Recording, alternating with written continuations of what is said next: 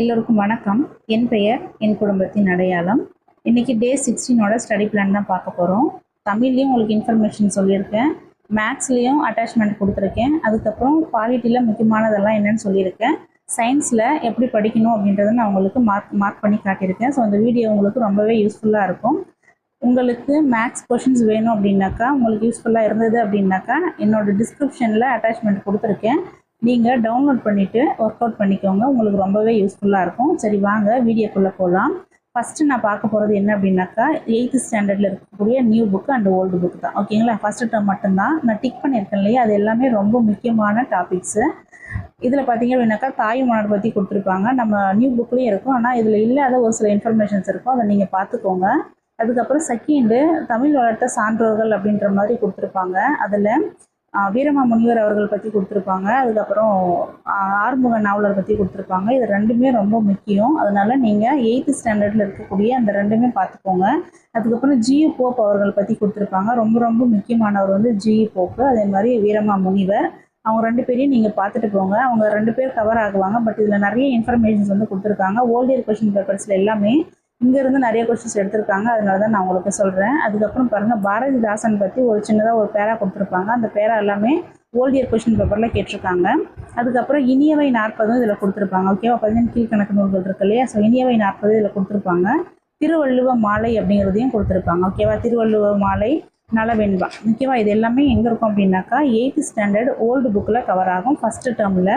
இதில் நலவெண்பாவில் அந்த சொற்பொருள் இருக்கு இல்லையா, அதை மட்டும் பார்த்துக்கோங்க. நம்ம லைன்ஸ் எல்லாம் நமக்கு வேண்டாம், அந்த பாடல் வரிகள் வேண்டாம், நமக்கு அந்த சொற்பொருள் இருக்கும் இல்லையா, அதை மட்டும் நீங்கள் பார்த்துட்டு போங்க, உங்களுக்கு ரொம்பவே யூஸ்ஃபுல்லாக இருக்கும்.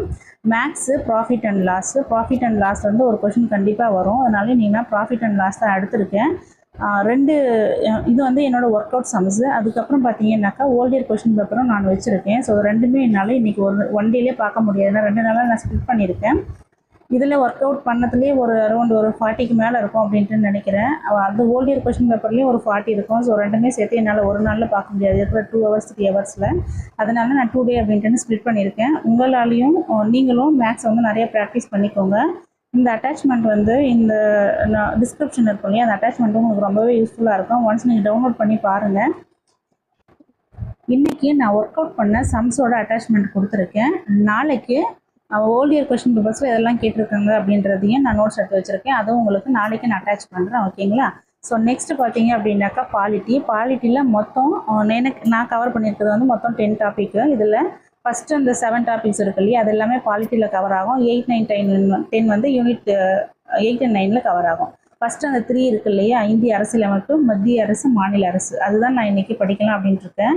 ஏன்னா ஆல்ரெடி நான் படித்தது தான். இது வந்து நான் செகண்ட் டைம் ரிவிஷன் கொடுக்குறேன். அதனால் எனக்கு ஒரு 1 hour ஒரு 2 hours நான் முடிச்சிடுவேன் அப்படின்ட்டு நினைக்கிறேன். இது முடிச்சதுக்கப்புறம் சயின்ஸ் கொஞ்சம் இருக்குது, ஏன்னா சயின்ஸ் வந்து ரொம்பவே மேஜராக ப்ளே பண்ணுதுன்னு நான் சொல்லியிருந்தேன் இல்லையா, அதனால் நான் சயின்ஸ் வந்து ஒரு டாபிக் பார்க்கலாம் அப்படின்ட்டு இருக்கேன். பாலிட்டின்னு பார்த்தீங்க அப்படின்னாக்கா மேக்ஸிமம் நமக்கு 12 to 15 கொஷின்ஸ் கேட்குறாங்க. அதனால் பாலிட்டி முடிக்காதவங்க தயவுசெய்து பாலிட்டியை பார்த்துக்கோங்க. பாலிட்டியில் நீங்கள் எவ்வளோ முடிச்சிருந்தாலும் தயவுசெய்து ரிவிஷன் கொடுங்க. ரிவிஷன் கொடுக்காம பாலிட்டியில் எக்ஸாமுக்கு போகாதீங்க, ஏன்னா ரொம்ப ரொம்ப முக்கியம் வந்து பாலிட்டி. 15 கொஷின்ஸ் வருது அப்படின்னாக்கா அதை நீங்கள் எவ்வளோ கேர்ஃபுல்லாக படிக்கணும், எவ்வளோ நுணுக்கமாக படிக்கணும் அப்படின்றத தெரிஞ்சுக்கிட்டு நீங்கள் பாருங்கள். ஓல்டியர் கொஷின் பேப்பர்ஸை நீங்கள் ரெஃபர் பண்ணீங்க அப்படின்னாலே பாலிட்டிலேருந்து எப்படி கொஷின்ஸ் கேட்குறாங்க அப்படின்றது நமக்கு தெரியும். Group 4 அப்படின்றதுனால ரொம்ப பேசிக்கான இன்ஃபர்மேஷன்ஸ் தான் இருக்கும். நம்ம புக்கில் இருந்து மட்டும் தான் கேட்பாங்க. ஸோ வெளியிலேருந்து எந்த இன்ஃபர்மேஷன்ஸையும் கேட்க மாட்டாங்க. அதனால் நீங்கள் புக்கு நல்லா படிக்கிறது உங்களுக்கு ரொம்பவே யூஸ்ஃபுல்லாக இருக்கும். வேறு எந்த சோர்ஸுமே நமக்கு வேண்டாம். பாலிட்டியில் நான் இந்த 3 டாப்பிக்குமே இப்போதைக்கு முடிச்சுட்டேன். நெக்ஸ்ட்டு சயின்ஸ் தான் பார்க்கலான் இருக்கேன். ஓகேங்களா, ஸோ வாங்க சயின்ஸ் பார்க்கலாம். இதில் தாவர மற்றும் விலங்கு ஹார்மோன்கள் இருக்கு இல்லையா, 10th ஸ்டாண்டர்டில் அது ரொம்ப முக்கியம். அதுலேருந்து ஒரு கொஷின் கண்டிப்பாக கேட்பாங்க. நான் இது எல்லாமே படிக்கல, ஓகேங்களா, அந்த ஹைலைட்டர் பண்ணியிருப்பேன், சம் கொஷின்ஸ் வந்து மார்க் பண்ணியிருப்பேன், பெண்ணில் வந்து மார்க் பண்ணியிருப்பேன், அது மட்டும்தான் பார்க்குறேன். எனக்கு இந்த லெசனில் ஒரு 21, 22 பாயிண்ட்ஸ் தான் வருது, அதுவே எனக்கு அப்படின்ட்டு நான் நினைக்கிறேன். ஏன்னா சயின்ஸ் ரொம்ப முக்கியம், இதுவே எனக்கு போதும் அப்படின்னு நினைக்கிறேன். தேங்க்யூ.